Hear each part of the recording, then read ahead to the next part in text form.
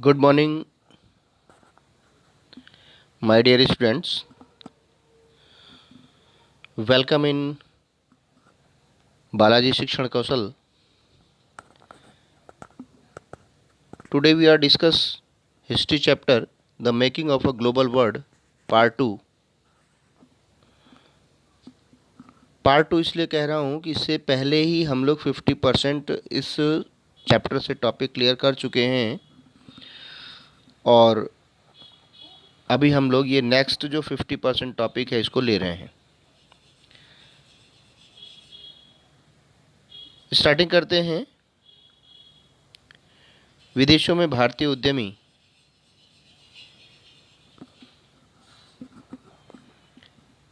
हम सभी लोग जानते हैं कि किसी भी काम को करने के लिए पूंजी की आवश्यकता होती है, पैसे की आवश्यकता होती है। कोई उद्योग स्थापित करना हो या बड़ा कार्य करना हो तो उसके लिए तो पैसा हमें बैंक से मिल सकता है, बाज़ार से मिल सकता है, लेकिन जो छोटे किसान हैं ग्रामीण क्षेत्रों में उनको कैसे पैसा मिलेगा? उस समय इतने बैंक भी नहीं हुआ करते थे, तो उनको पैसा देने के लिए स्थानीय आधार पर जो साहूकार लोग थे, महाजन लोग थे, उन्होंने ये काम शुरू किया और तब से ये परंपरा प्रारंभ हुई। नट्टुकोट्टई चेट्टियार के बारे में आता है। ये बड़े बैंकर थे और पूर्व एशिया में खेती के लिए कर्ज देते थे। इसके बाद से हमारे जो भारतीय व्यापारी और महाजन थे वो भारत से बाहर निकलकर अफ्रीका और यूरोपीय जो अन्य उपनिवेश थे वहाँ भी जाकर ये बैंकर का काम करने लगे। और कुछ तो ऐसे थे जिन्होंने कि जो भारत से बाहर या भारत में भी जो नए नए बंदरगाह बने थे वहाँ पर अपने शोरूम प्रारंभ किए थे और उस तरह से व्यापार प्रारंभ किया था। तो ये एक व्यापार का दूसरा स्वरूप दिखाई देता है। नेक्स्ट टॉपिक है हमारा भारतीय व्यापार, उपनिवेशवाद और वैश्विक व्यवस्था। इस समय में एक नई तरह की व्यापारिक स्थिति देखने को मिलती है हम लोगों को। हम सभी लोग जानते हैं कि इंडस्ट्रियल रिवॉल्यूशन ब्रिटेन में प्रारंभ हुआ। जब प्रोडक्शन बहुत अधिक होने लगा तो वहाँ की सरकार ने अपने व्यापारियों को बाज़ारों की खोज के लिए अन्य देशों में भेजा, अन्य देशों की खोज के लिए भेजा। उन्होंने जिन जिन देशों की खोज की, बाज़ार वहाँ पर अपने बाज़ार स्थापित किए, लेकिन बाद में धीरे धीरे उन्होंने उसको अपने उपनिवेश में परिवर्तित कर लिया, अर्थात सरकार के रूप में कार्य करने लगे।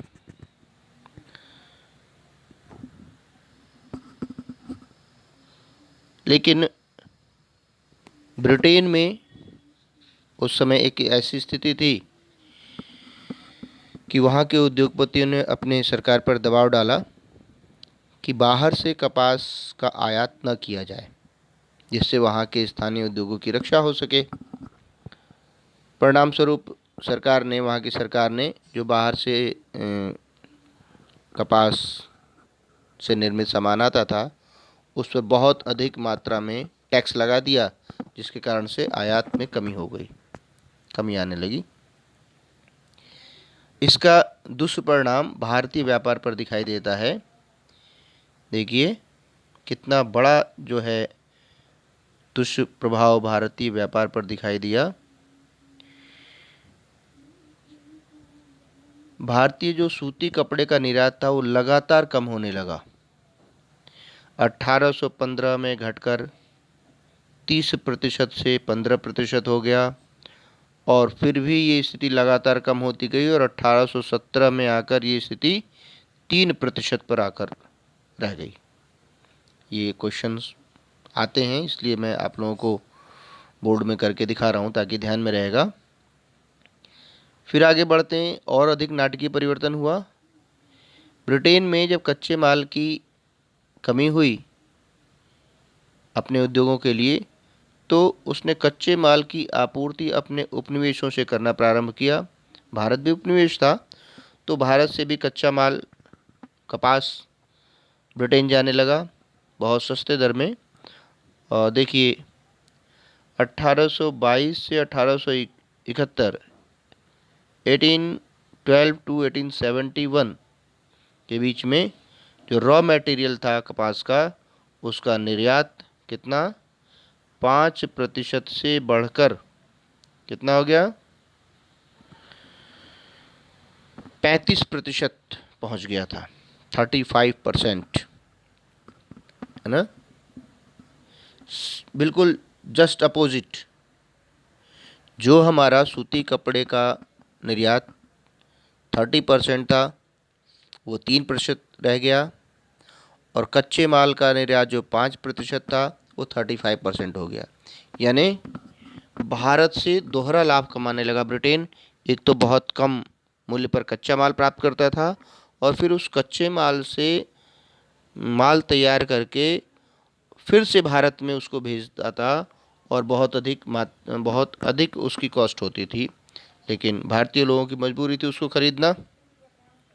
इस तरह से दोहरा लाभ, दो तरह से पैसे का प्रभाव ब्रिटेन की तरफ होने लगा।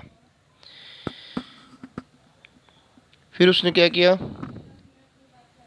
कपड़ों की रंगाई के लिए इस्तेमाल होने वाले नील का भी उसने बड़े पैमाने पर निर्यात किया उसने। हम लोग जानते हैं जो नेशनलिज्म इन इंडिया का जो चैप्टर हम लोगों ने पढ़ा था, उसमें हमारे ध्यान में आता है चंपारण मूवमेंट। उसमें नील की जो खेती लोग करते थे, यूरोपीय कॉन्ट्रैक्टर ज़बरदस्ती नील की खेती करवाते थे, और वो सारा नील जो है ब्रिटेन के लिए जाता था कपड़ों की रंगाई के लिए।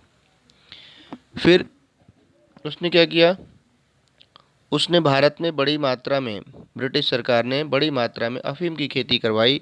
वो अफ़ीम ब्रिटिश सरकार चीन भेजती थी, और उस अफ़ीम के निर्यात से जो उसको पैसा प्राप्त होता था, उस पैसे का वो चीन से चाय का आयात करती थी अपने लिए, वो भी दोहरा लाभ उसने लिया। इस तरह से हर तरह से उसने लाभ ही कमाया, और वो जो व्यापारिक लाभ उसे प्राप्त हुआ, उस लाभ का प्रयोग वो वहाँ करती थी जहाँ पर उसे, जिन देशों से व्यापार में घाटा होता था, उस घाटे की पूर्ति वो उस भारतीय व्यापार के लाभ से करती थी। इस तरह से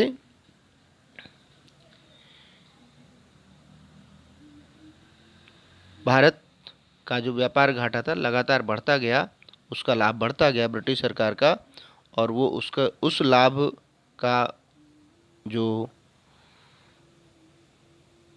फायदा था दूसरे देशों के व्यापार घाटे को पूरा करने में करती थी। जो ब्रिटेन के व्यापार से जो अधिशेष हासिल होता था, उससे तथाकथित होम चार्जेस, देसी खर्चे का निपटारा होता था। देसी मतलब जो भारत में उनके अधिकारी थे, उनकी पेंशन देना, उसको उनको वेतन देना, जो ब्याज था उसको उसकी पूर्ति करना, ठीक है ना। और इस तरह से सारे कार्य उन व्यापार अधिशेष से, होम चार्जेस से होता था। और आगे बढ़ते हैं हम लोग, तो प्रथम विश्व युद्ध, महायुद्ध, इससे अर्थव्यवस्था को क्या लाभ हुआ, क्या हानि हुई। देखिए 1914 में प्रथम विश्व युद्ध प्रारंभ हुआ, और पूरा जो विश्व था वो दो ग्रुपों में बटा हुआ था। एक ग्रुप में ब्रिटेन, फ्रांस, रूस ये देश थे। तो जो दूसरा ग्रुप था, जिसको सेंट्रल पावर बोला जाता था, केंद्रीय शक्ति बोला जाता था, उसमें जर्मनी, ऑस्ट्रिया हंगरी और ऑटोमन तुर्की थे।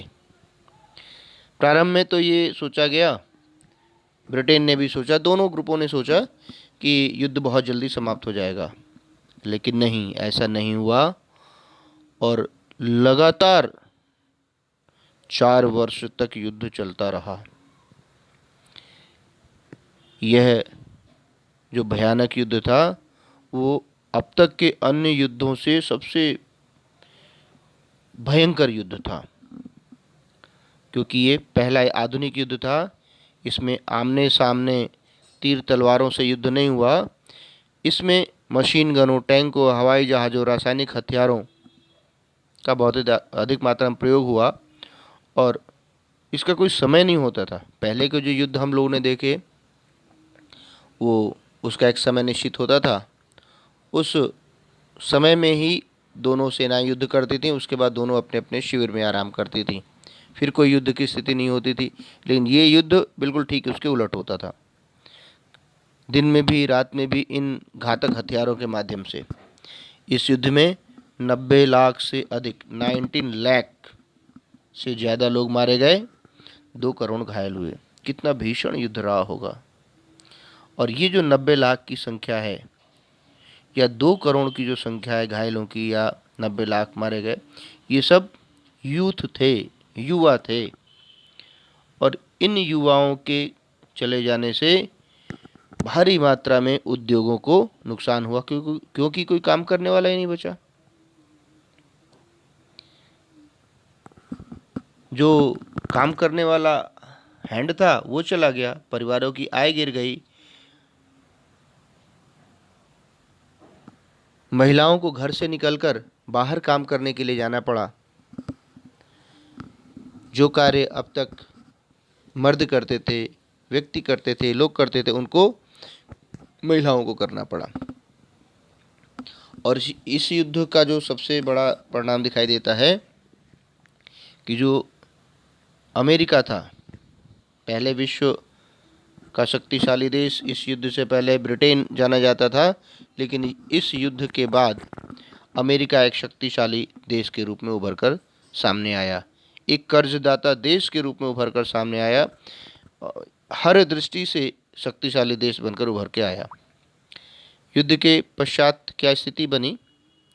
जो ब्रिटेन एक आर्थिक रूप से शक्तिशाली देश था, उसकी कमर टूट चुकी थी, भारी कर्ज में था, वो भारी कर्ज से दबा हुआ था, क्योंकि युद्ध के लिए उसने अमेरिका से बहुत अधिक मात्रा में कर्ज लिया हुआ था।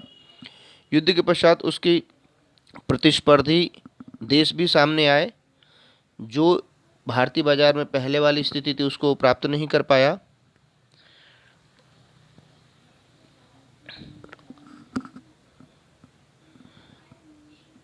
रोजगार समाप्त हुए, क्योंकि उद्योग धंधे सब बंद हो गए, तो रोजगार भी समाप्त होने लगा।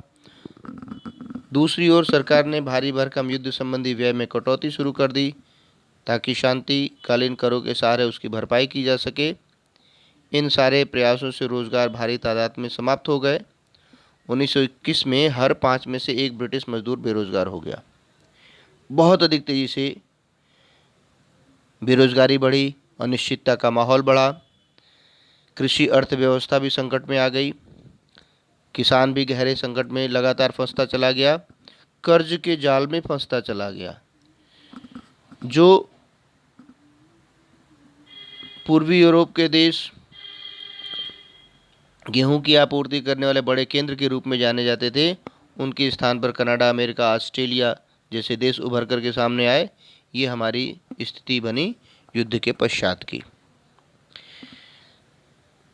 अगला टॉपिक है हमारा बड़े पैमाने पर उत्पादन और उपभोग। प्रथम विश्व युद्ध के पश्चात अमेरिका ने तेजी से अपनी स्थिति को संभाला, उसमें सुधार किया, हर क्षेत्र में सुधार किया। और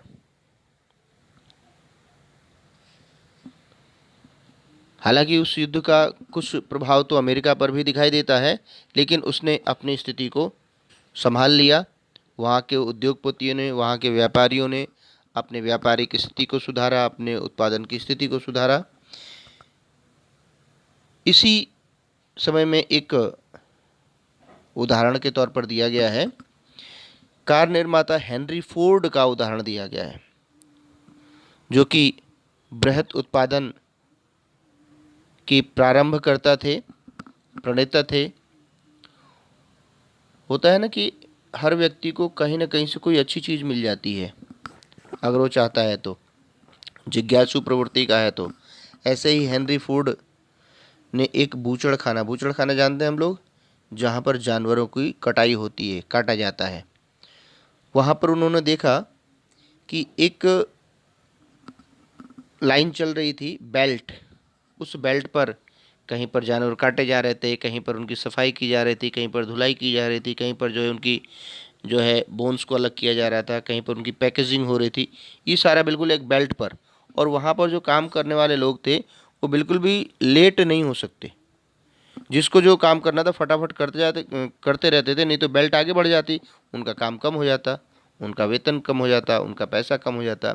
इसी तरह से इस चीज़ को उन्होंने देखकर अपने जो डेट्रॉयट में कारखाना था वहाँ भी उन्होंने असेंबली लाइन की ही तर्ज पर काम करवाना शुरू किया। और इस तरह से जो कार बनने की जो गति थी वो बहुत तेज़ी से बढ़ी। देखिए इसमें दिया है, असेंबली लाइन पर मजदूरों को एक ही काम, जैसे कार के किसी खास पुर्जे को ही लगाते रहना, मशीनी ढंग से बार बार करते रहना होता था। काम की रफ्तार इस बात से तय होती थी कि कन्वेयर बेल्ट किस रफ्तार से चलती है। यह काम की गति बढ़ाकर प्रत्येक मजदूर की उत्पादकता बढ़ाने वाला तरीका था। कन्वेयर बेल्ट के साथ खड़े होने के बाद कोई मजदूर अपने काम में ढिलाई नहीं बरत सकता था, नहीं तो उसका फिर बेल्ट आगे बढ़ जाती, उसका काम रह जाता। और इसका परिणाम ये हुआ कि कारखाने की असेंबली लाइन से हर 3 मिनट में एक कार तैयार होने लगी। और इस पद्धति को अपनाकर उन्होंने अपने कार बनाने की रफ्तार को कई गुना बढ़ा दिया। और इस असेंबली लाइन से कार तैयार होने वाली सबसे पहले टी मॉडल की कार थी जिसको उन्होंने बनाया। इस तरह से कार बनने की गति भी बढ़ी, मजदूरों का पारिश्रमिक भी बढ़ा। देखिए एक लाइन है, कुछ समय बाद उन्होंने कहा था कि लागत कम करने के लिए अपनी ज़िंदगी में उन्होंने इससे अच्छा फैसला कभी नहीं लिया। और काम की गति को बढ़ाने के लिए लगातार वो नए नए प्रयोग भी करते रहे। और इस तरह से फोर्ड ने जो अपने ये पद्धति अपनाई थी उसका प्रयोग अन्य उद्योगों में भी किया जाने लगा।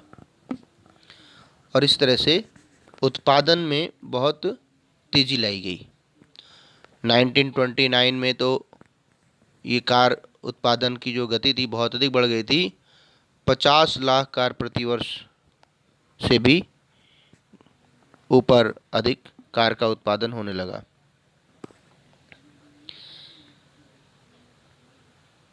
लोगों को रोज़गार मिलने लगा तो लोगों के पास पैसा भी आने लगा।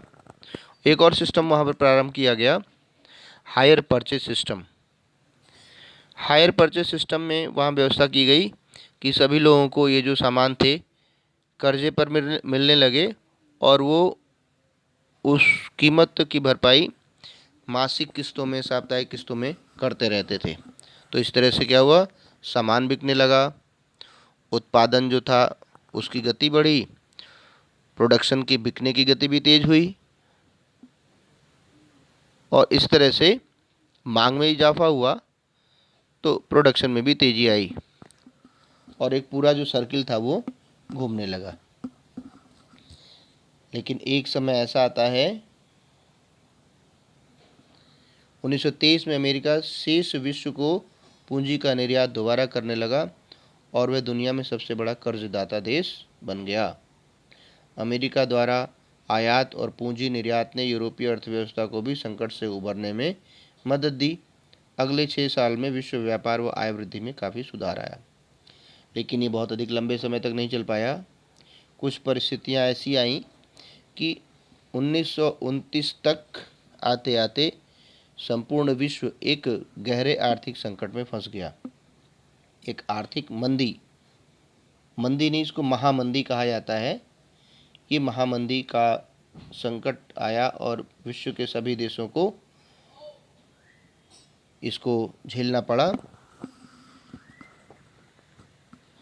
ऐसा इसलिए हुआ था क्योंकि औद्योगिक उत्पादों की तुलना में खेतिहर उत्पादों की कीमतों में ज़्यादा भारी और ज़्यादा समय तक कमी बनी रही।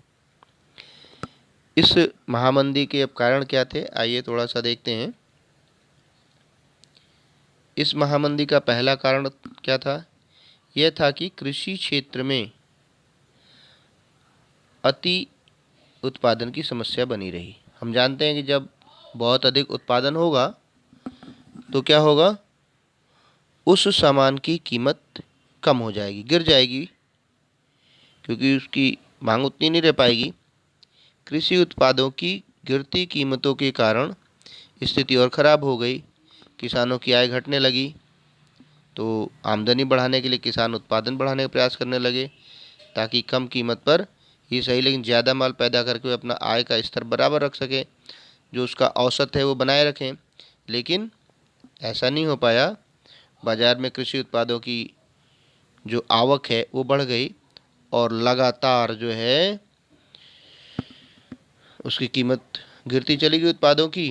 फलस्वरूप ये हुआ कि इतनी कम कीमत हो गई कि किसान मंडी से अपना जो उपज था वो नहीं उठा पाए, बिक नहीं पाया और वो वहीं पर रखे रखे सड़ने लगी। दूसरा कारण यह था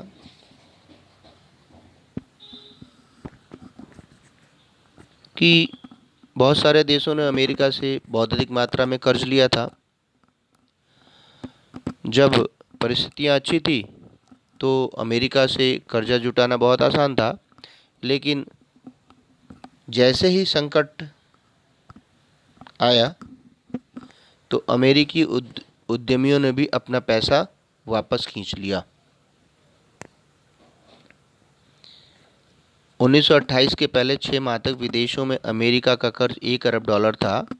साल भर के भीतर यह कर्जा घटकर केवल चौथाई रह गया था। जो देश अमेरिकी कर्जे पर सबसे ज़्यादा निर्भर थे, उनके सामने गहरा संकट आ खड़ा हुआ, क्योंकि उन्हें कोई कर्ज देने वाला नहीं रहा। उनकी अर्थव्यवस्था बिल्कुल संकट में फंस गई। अमेरिका ने और अमेरिकी लोगों ने अपना सारा पैसा जहां पर इन्वेस्ट किया था वो खींच लिया। उसका दुष्परिणाम दिखाई देने लगा, और दुष्परिणाम ये हुआ कि बहुत सारे बैंक धराशायी हो गए। हर देशों की जो मुद्रा थी उसकी कीमत कम होती चली गई, गिरती चली गई, और इस मुद्रा की जो कीमतें लगातार घटती जा रही थी उसका प्रभाव सब पर दिखाई दिया, डॉलर पर भी, पाउंड पर भी, सब पर। अमेरिकी सरकार इस महामंदी से अपनी अर्थव्यवस्था को बचाने के लिए आयातित पदार्थों पर 2 गुना सीमा शुल्क वसूल करने लगी। यानी उसको लगा कि हम अपने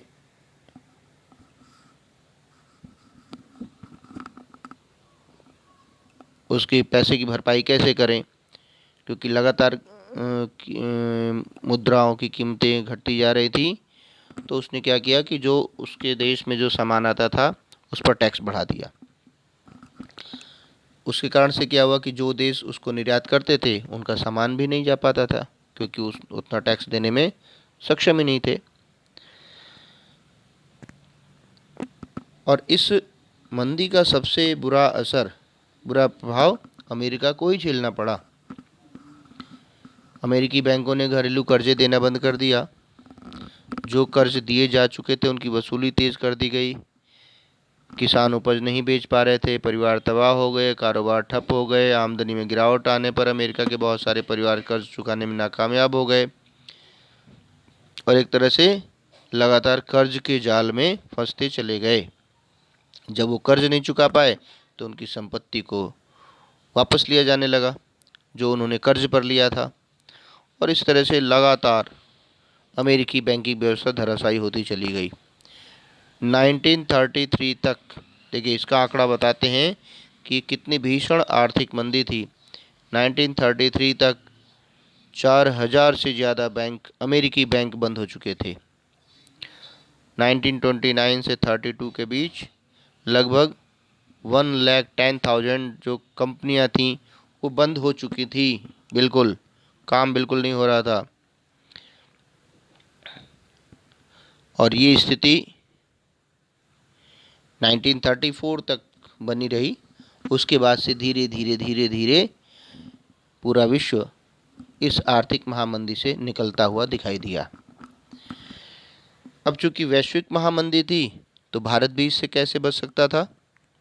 भारत में भी इसका प्रभाव दिखाई दिया और यहाँ भी उसका प्रभाव दिखाई दिया बहुत तेज़ी के साथ। औपनिवेशिक भारत कृषि वस्तुओं का निर्यातक और तैयार मालों का आयातक बन चुका था। पहले ही हम लोग पढ़ चुके हैं कि यहाँ से रॉ मटेरियल जाने लगा ब्रिटेन, वहाँ से तैयार माल आने लगा। महामंदी ने भारतीय व्यापार को बहुत तेज़ी के साथ प्रभावित किया। 1928 टू 1934 के बीच देश का जो आयात निर्यात था 50% रह गया।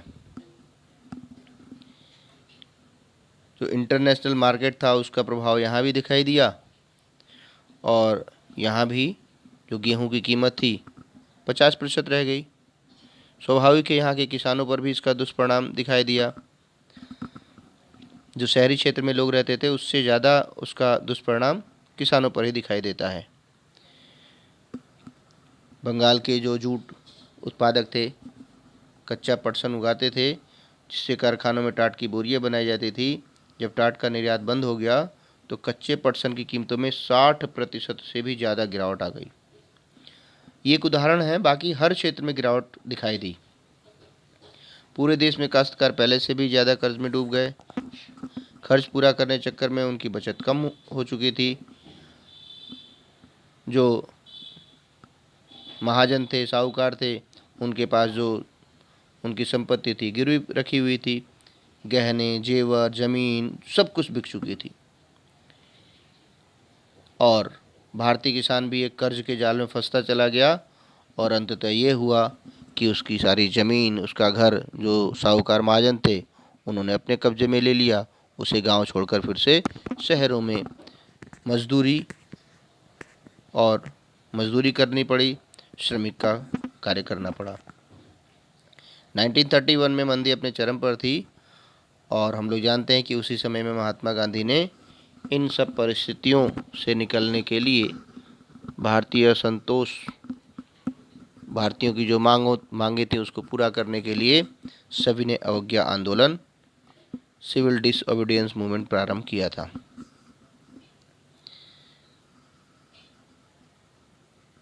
लेकिन हम लोग जानते हैं कि 1934 तक ये सिविल डिसओबीडियंस मूवमेंट अपने आप ही धीरे धीरे समाप्त हो गया। जिन मांगों के लिए ये आंदोलन प्रारंभ हुआ था उनमें से कोई भी मांग पूरी नहीं हुई। हाँ, लेकिन इसका अगले राष्ट्रीय आंदोलनों में प्रभाव दिखाई देता है। राष्ट्रवादी खेमे के दबाव में उद्योगों की रक्षा के लिए सीमा शुल्क बढ़ा दिए गए थे, जिससे औद्योगिक क्षेत्र में भी निवेश में तेजी आई।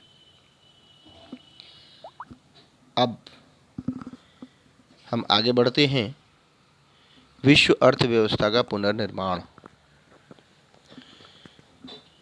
प्रथम विश्व युद्ध के पश्चात, ठीक है ना, अभी अगला द्वितीय विश्व युद्ध भी आने वाला है। लेकिन प्रथम विश्व युद्ध के बाद क्या क्या चीज़ें देखने में आती हैं।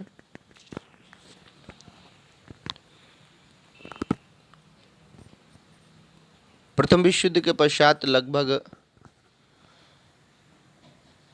2 दशकों के बाद, आफ्टर 2 डिकेड्स,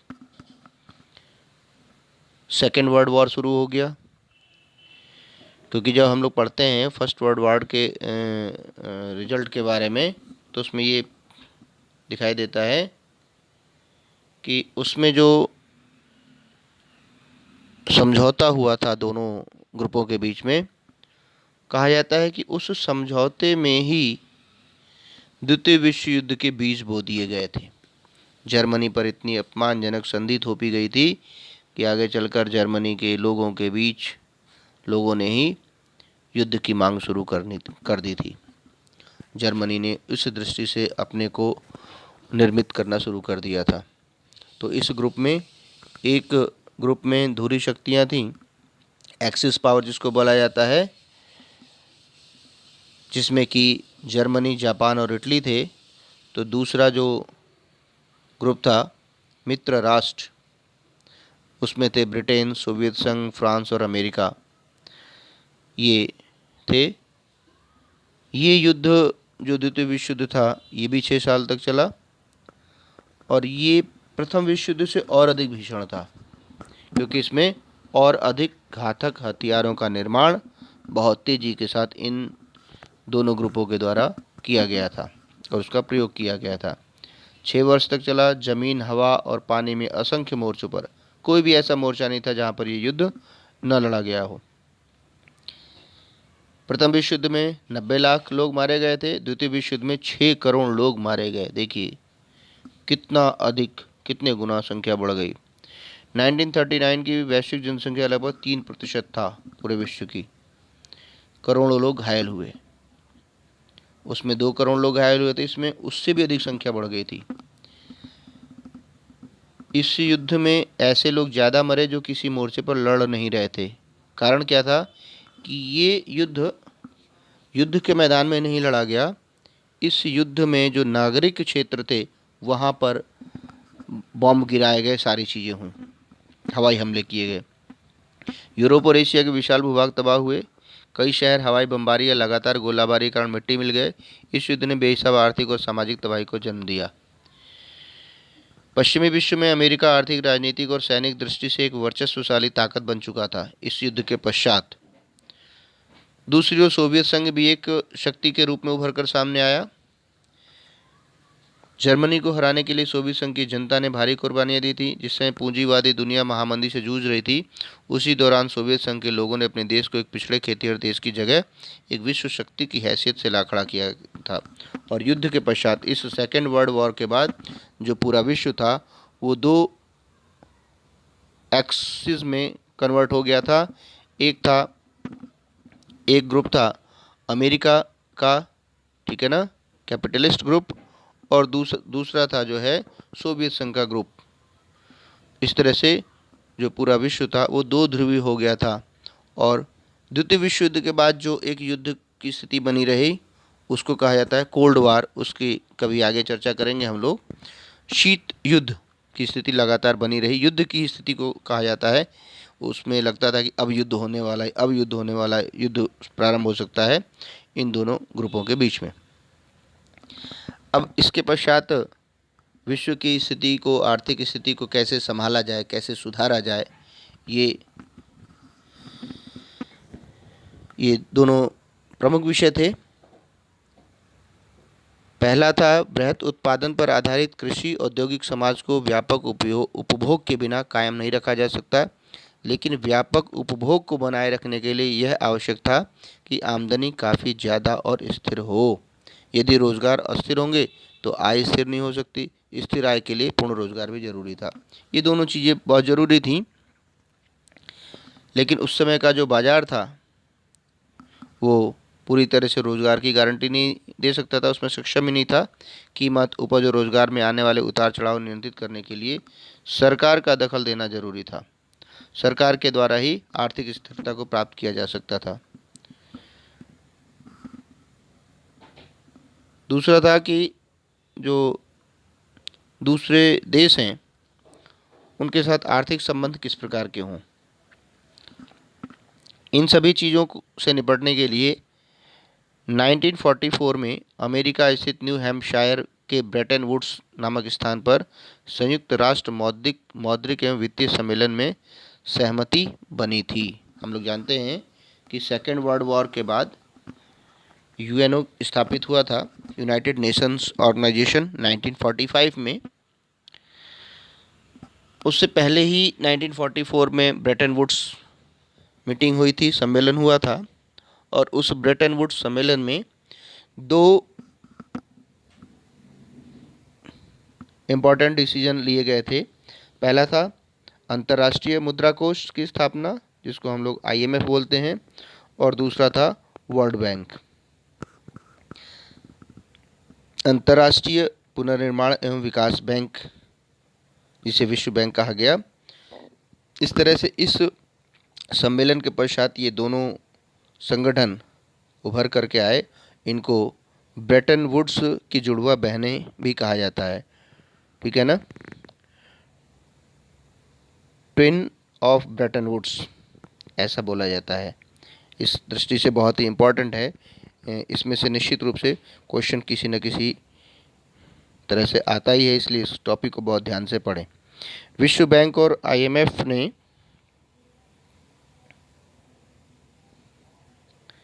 1947 में औपचारिक रूप से काम करना शुरू किया और पश्चिमी औद्योगिक देशों का इस पर नियंत्रण था। अमेरिका को इन संगठनों के किसी भी फैसले पर वीटो करने का अधिकार दिया गया था, क्योंकि इन दोनों ही संगठनों में अमेरिका का बहुत अधिक मात्रा में पैसा लगा हुआ था। अभी भी ऐसा ही है। अंतर्राष्ट्रीय मौद्रिक व्यवस्था राष्ट्रीय मुद्राओं और मौद्रिक व्यवस्थाओं को एक दूसरे से जोड़ने वाली व्यवस्था है। ब्रेटन वुड्स व्यवस्था निश्चित विनिमय दरों पर आधारित होती थी। इस व्यवस्था में राष्ट्रीय मुद्राएं जैसे भारतीय मुद्रा, रुपया, डॉलर के साथ एक निश्चित विनिमय दर से बंधा हुआ, उसकी कीमत तय कर दी गई। इसके द्वारा $1 के बदले में कितने रुपए देने होंगे निश्चित हो गया था, और ये निश्चित था। डॉलर का मूल्य भी सोने से बंधा हुआ था, यानी $1 की कीमत 35 औंस सोने के बराबर निर्धारित की गई थी। वीटो क्या होता है, जरा इसको भी समझ लें हम लोग। वैसे हम लोग पढ़े इसको जानते हैं। वीटो मीन्स निषेधाधिकार। इस अधिकार के सहारे एक ही सदस्य की असहमति किसी प्रस्ताव को खारिज करने का आधार बन जाती। मान लीजिए किसी मीटिंग में 10 मेंबर हैं, उस 10 मेंबर ने किसी प्रपोजल के फेवर में 10 में से 7 लोगों ने कहा कि नहीं ये ठीक है, ये पास होना चाहिए। मैं तो ये कहता हूँ 9 ने भी कह दिया कि ये पास होना चाहिए, लेकिन एक जो सदस्य है उसने कह दिया कि नहीं, नहीं पास होना चाहिए। तो वो जो उसने नहीं का प्रयोग किया निषेधात्मक अधिकार का, तो भले ही एक तरफ 9 हो एक तरफ 1 हो, वो प्रपोजल कैंसिल हो जाएगा, निरस्त हो जाएगा। इसी को वीटो पावर कहते हैं। तो इस तरह से स्थिति बनी। अब प्रारंभिक युद्धोत्तर वर्ष। ब्रेटन वुड्स व्यवस्था ने पश्चिमी औद्योगिक राष्ट्रों और जापान के लिए व्यापार तथा आय में वृद्धि के लिए एक नए युग का सूत्रपात किया और उसको काफ़ी मात्रा में कर्ज प्रदान किया, पैसा दिया गया उसको अपने को सुधारने के लिए। और इसकी जो विकास दर थी वो 8% से भी ज़्यादा रही। वैश्विक आय में लगभग 5% की दर से वृद्धि हो रही थी उस समय, और ये स्थिर थी, इसमें कोई ज़्यादा अधिक उतार चढ़ाव नहीं था।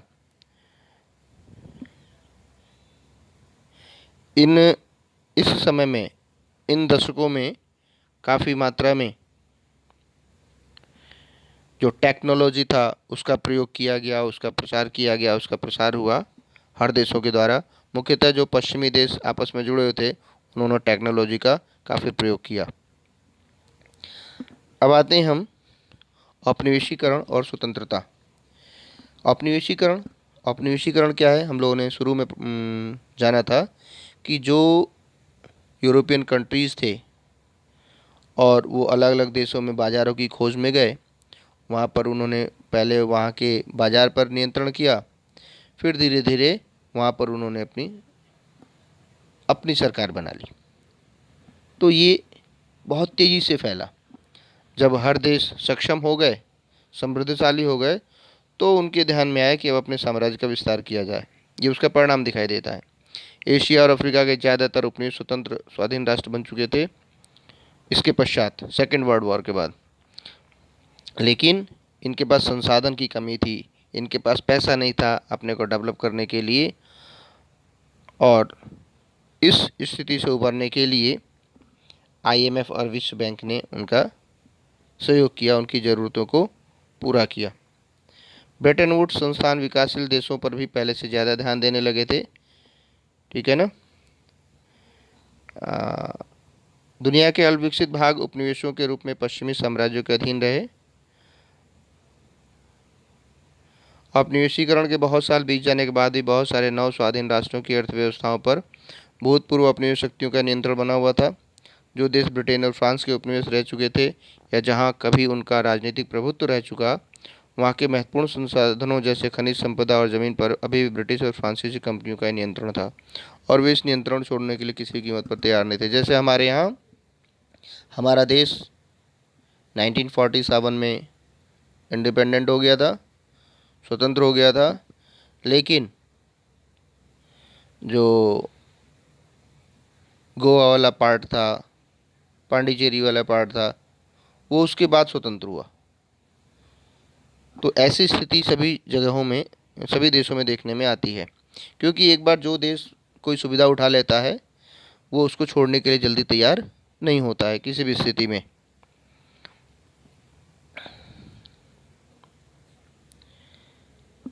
जो विश्व संस्थाएं बनी, जैसे आईएमएफ बना, विश्व बैंक बना, उसका सबसे अधिक लाभ विकसित देशों को हुआ, पश्चिमी देशों को ही हुआ।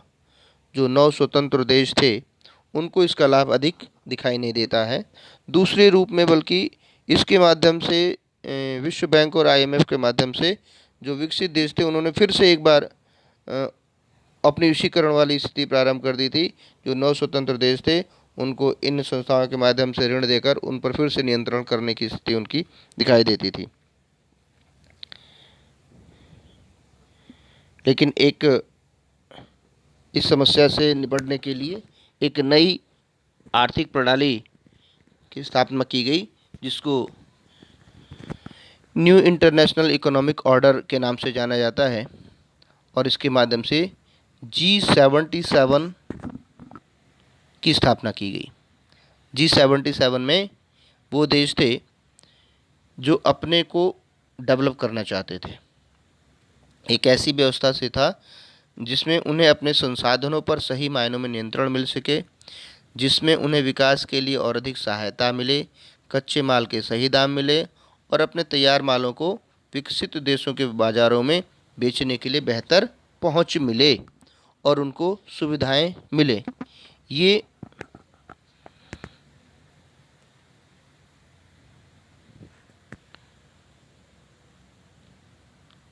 इस संगठन के माध्यम से इन्होंने अपनी आवाज़ उठाई और धीरे धीरे ये सारी चीज़ें इनको प्राप्त हुई। अब हमारा ये लास्ट टॉपिक है ब्रेटन वुड्स का समापन और वैश्वीकरण की शुरुआत। अमेरिकी डॉलर अब दुनिया की एक प्रधान मुद्रा के रूप में पहले जैसा नहीं रह गया था, उसकी स्थिति में परिवर्तन आ गया था। सोने की तुलना में डॉलर की कीमत गिरने लगी थी, स्थिर विनिमय दर की व्यवस्था विफल हो गई और प्रवाहमयी अस्थिर विनिमय दर की व्यवस्था शुरू हो गई। जैसे आजकल होता है कि मार्केट की स्थिति को देखकर डॉलर की स्थिति, डॉलर की जो स्थिति है वो तय होती है कि एक डॉलर में कितने रुपए होंगे। ये जैसे हम लोग देखते हैं कि एक डॉलर में भारत की जो मुद्रा है उस वो फ्लक्चुएट होती रहती है, कभी 61 हो जाता है, कभी 62 हो जाता है, कभी उससे भी नीचे हो जाता है, कभी इससे भी ऊपर चला जाता है। तो ये स्थिति प्रारंभ हो गई। विकासशील विश्व में समय समय पर कर्ज संकट पैदा होने लगा, जिसके कारण आय में गिरावट आती थी, गर्मी बढ़ने लगती थी। अफ्रीका और लैटिन अमेरिका में समस्या सबसे ज़्यादा दिखाई देती है। औद्योगिक विश्व भी बेरोजगारी की समस्या से फंसने लगा था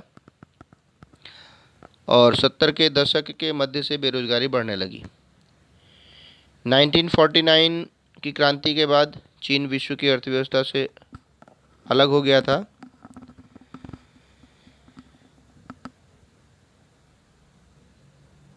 चीन में नई आर्थिक नीतियां और सोवियत जो खेमा था, ग्रुप था, वो समाप्त हो गया। पूर्वी यूरोप में सोवियत शैली की व्यवस्था समाप्त हो गई, समाजवादी व्यवस्था, और उसके पश्चात बहुत सारे देश दोबारा विश्व अर्थव्यवस्था का अंग बनने लगे थे। उद्योगों को कम वेतन वाले देशों में ले जाने से वैश्विक व्यापार और पूंजी प्रवाहों पर भी असर पड़ा। पिछले 2 दशकों में भारत, चीन और ब्राज़ील आदि देशों की अर्थव्यवस्था में आए भारी बदलाव के कारण दुनिया का आर्थिक भूगोल पूरी तरह बदल चुका है। और कुछ ये डेफिनेशन है, इसको एक बार ध्यान से देखें हम लोग। विनिमय दर, इसमें कई बार आई विनिमय दर की बात कि विनिमय दर कभी स्थिर हो गई, कभी जो है वो परिवर्तित होने लगी। तो ये होती क्या है विनिमय दर? इस व्यवस्था के जरिए अंतर्राष्ट्रीय व्यापार की सुविधा के लिए विभिन्न देशों की राष्ट्रीय मुद्राओं को एक दूसरे से जोड़ा जाता है। ठीक है ना? मोटे तौर पर ये दो प्रकार की होती है, स्थिर विनिमय दर, परिवर्तनशील। स्थिर तो हमने देख ही लिया। परिवर्तनशील क्या होती है? इस तरह की विनिमय दर विदेशी मुद्रा बाजार में विभिन्न मुद्राओं की मांग या आपूर्ति के आधार पर और सिद्धांतों सरकारों के हस्तक्षेप के बिना घटती बढ़ती रहती है। और स्थिर विनिमय दर स्थिर रहती है हमेशा। तो इस तरह से ये चैप्टर हमारा कंप्लीट हुआ। ये जो हम लोगों ने पढ़ा वही सारे क्वेश्चंस हैं, इसको हम लोग करेंगे। इसके बाद मैंने कुछ क्वेश्चंस भी दिए आप लोगों को, और जो एक्सरसाइज क्वेश्चन है उसके आंसर मैंने इसमें दिए हैं जो हाईलाइट किए हुए हैं।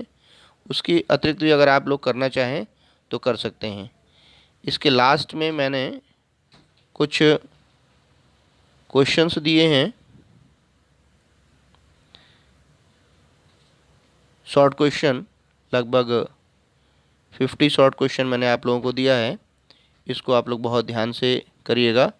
तो मैं समझता हूँ कि इस शॉर्ट क्वेश्चन के अलावा कुछ बचता नहीं होगा, क्योंकि इससे पहले आप लोग भी शॉर्ट क्वेश्चन फाइंड आउट कर चुके हैं और उनके आंसर आप लोग लिख चुके होंगे। एक मैंने इसमें मैप दिया हुआ है, आप लोग इसे ध्यान से देखें, क्योंकि जो ये सब्जेक्ट है बिना मैप के तो संभव ही नहीं है।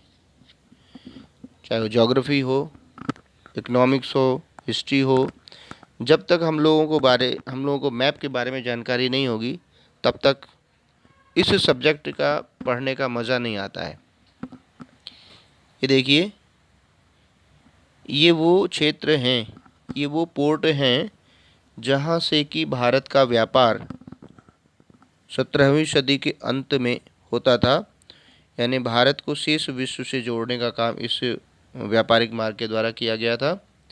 सूरत, गोवा, ये इधर जो आपका नॉर्थ वेस्ट के जो देश थे, अरब देश, अफ्रीका, इनसे जोड़ता था। और जो मद्रास है, मछलीपट्टनम है, हुगली है, ये जो दक्षिण पूर्व के जो देश थे उनसे, उनके व्यापारिक मार्गों से जोड़ता था। तो ये वो बंदरगाह हैं, सी पोर्ट हैं, जो 17वीं सदी के अंत में भारत से दूसरे देशों को व्यापार होता था। तो इस तरह से ये हमारा जो the making of a global world का चैप्टर है ये कंप्लीट होता है। आप लोगों को अगर कहीं कोई दिक्कत होती होगी, दिखाई देगी, तो आप लोग मुझे मैसेज करेंगे। इससे पहले भी आप लोगों में से कई स्टूडेंट ने मुझे मैसेज किया। इसको बहुत अच्छी तरह से तैयार करें। इसके बाद हम लोग ज्योग्राफी के चैप्टर्स को लेंगे। तो जो मैंने स्टार्टिंग में जो आप लोगों ने देखा होगा, मैंने लिंक भी दिया है उसमें डिस्क्रिप्शन बॉक्स में, how to show Indian states, उसकी प्रैक्टिस करिए। तो जो ज्योग्राफी का चैप्टर पढ़ेंगे वो हमारे लिए सुविधाजनक रहेंगे। थैंक्स।